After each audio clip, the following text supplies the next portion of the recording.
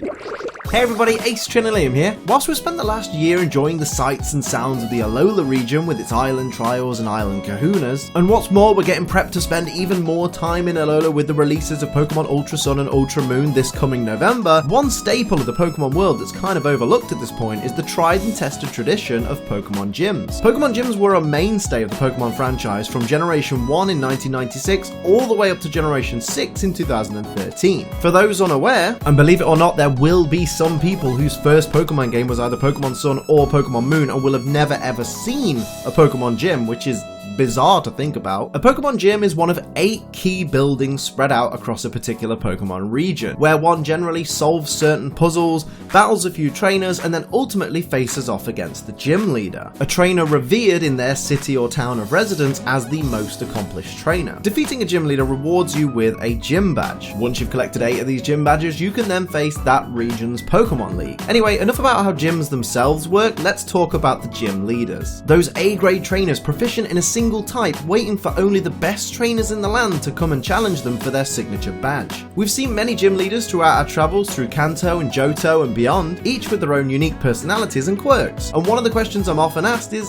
Liam, who's your favourite gym leader? So today, I'm counting down my top 10 Pokemon gym leaders. Number 10. We're starting things off with an easy one, and no, I didn't just pick this one because she happens to share a name with my puppy, whose birthday is next month, so, use the address in the description if you'd like to send us some dentist sticks, just saying. Roxy is a great example of a simple character done well. She's a poison-type gym leader who loves to rock out to some rock music. The rocky rock music that all the rocky kids are rocking to. Probably. Whilst Roxy doesn't particularly provide a challenging gym battle since her coughing and Whirlipede are pretty easy to plough through, she does add a certain endearing charm to Black 2 and White 2. Instead of Roxy just being a generic character, Game Freak actually took the time to give her a real personality. And for that brief period of time we spend with her in game, I actually think a little bit of that personality stays with us throughout the rest of our adventure. Not to mention she has the best gym theme in the history of gym themes. It is bellissimo. Number 9. We're off to Kalos next, the home of easy battles and the joy of being an over-leveled protagonist. And we're paying a visit to Shalor City's resident skater girl, who said see you later. I had a joke there. It was terrible. Karina is a fighting type gym leader hailing from, as I said, Shalor City, and she also has quite the lineage. Her grandfather, of course, being the fabled Mega Evolution guru Gherkin.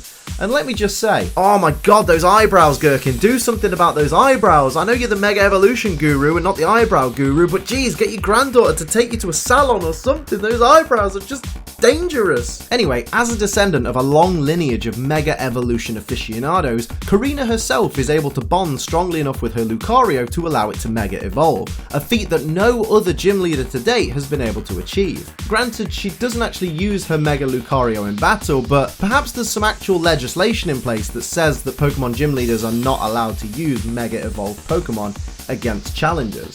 I mean, that makes sense to me. The Pokemon she does use in gym battles, though, are not to be scoffed at either, all proficient in the use of the move Power Up Punch. You need to stay on your toes if you want to leave Shalor City with that Rumble badge.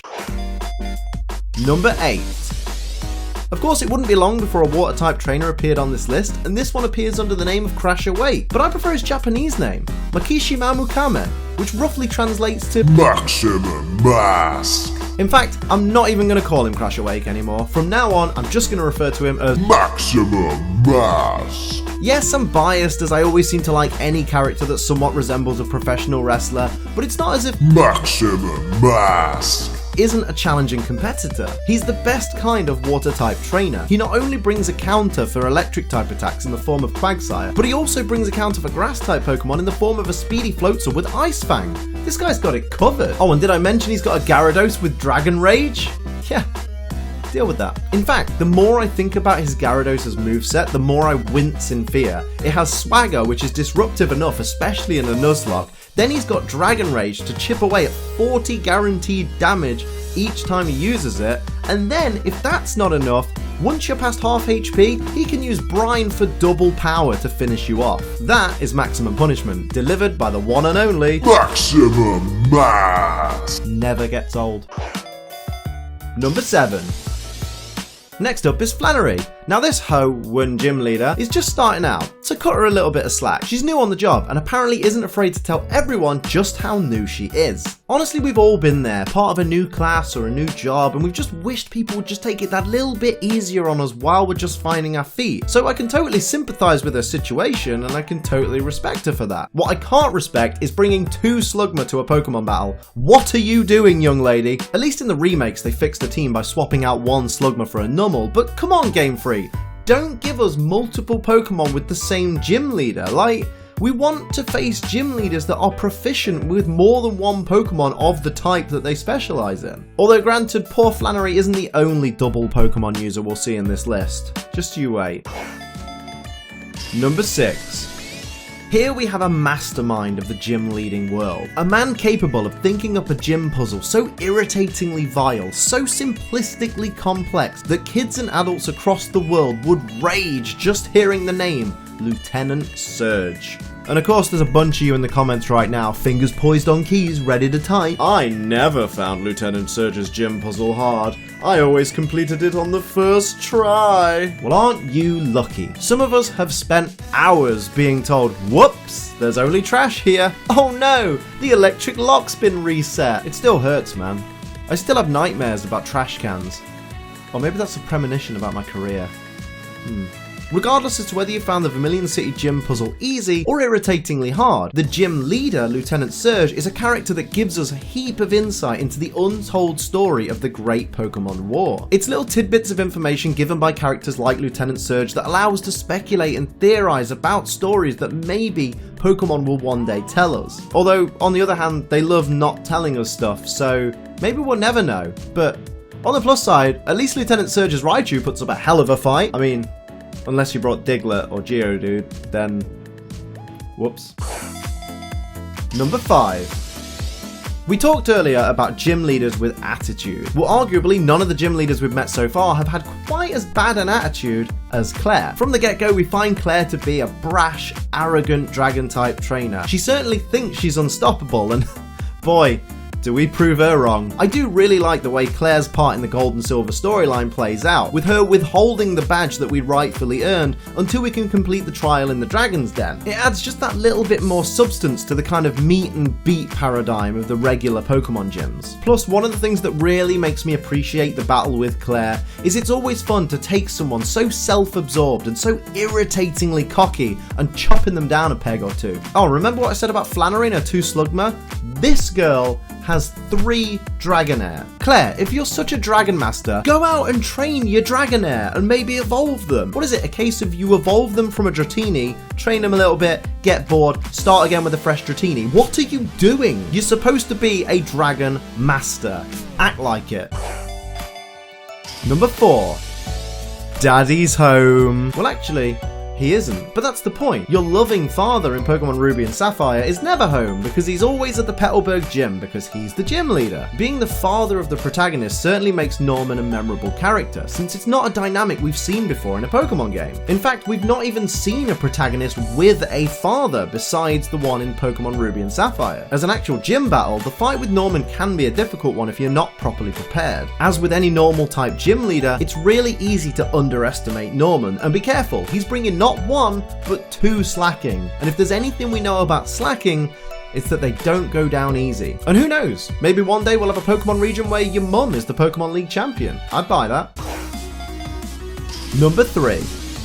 They say you never forget your first, and Brock is no exception. Brock is one of those gym leaders that everyone remembers. Because most people, even those who tried Pokemon for a bit and went off it, remember walking up to Pewter City and taking on Boulder Boy Brock in his House of Rocks. We've all been trashed by Brock and his Geodude and Onix at some point, and that stuff stays with you. Not only that, Brock is also used as the benchmark to determine how difficult a run-through of Red or Blue is going to be, depending which starter you pick. Whenever someone asks which starter should I pick, Charmander, Bulbasaur or Squirtle, there's always that one person that says, well, it depends.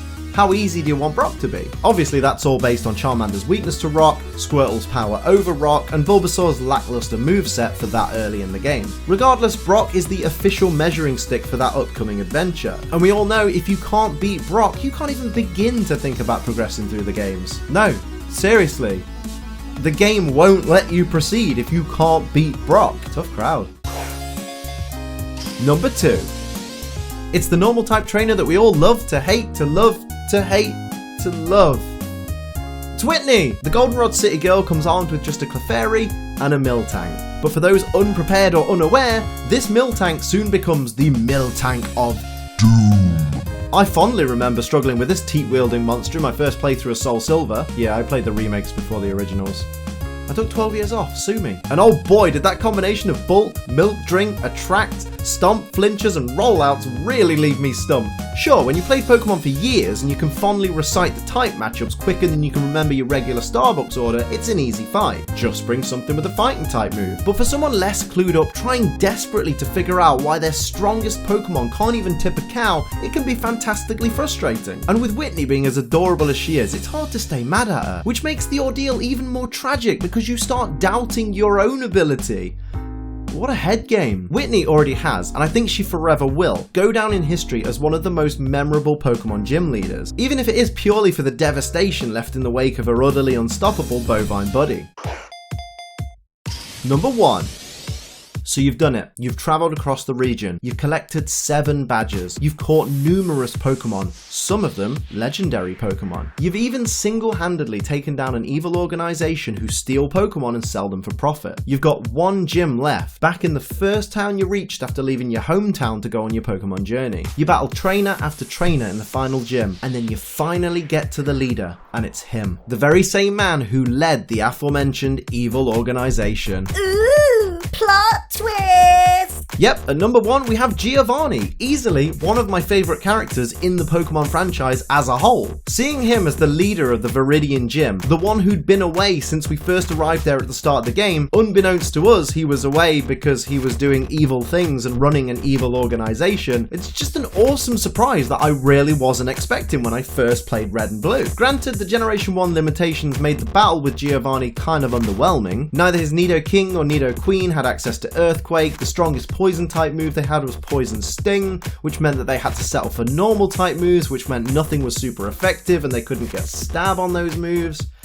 I mean, his Rhydon poses a bit of a threat because it has access to Horn Drill and Fissure, both of which are one-hit KO moves, but both of which are very, very low in accuracy. And I mean, let's face it, by this point you've already got Earthquake on one of your Pokemon, you're spamming that and cleaning house, so Giovanni just doesn't stand a chance. Regardless of how tough or not the final battle with Giovanni was, having the leader of the Pokemafia be the leader of the final gym, it just added to the experience and the adventure for me. And until some other gym leader comes along with the same kind of impact, Giovanni will continue to be my favourite gym leader of them all. Now don't forget to leave me a comment letting me know who your favourite Pokemon gym leader is, and make sure you follow me on Twitter for all my latest updates. If you'd like to support the channel, see my videos before anyone else, and also have your name in the credits of my videos, consider becoming a Patreon. It only costs $1 a month, which is less than the cost of a good pineapple. Be sure to subscribe and click the bell so that you never miss one of my videos, and until next time, I'm Ace Trainer Liam. Keep on training.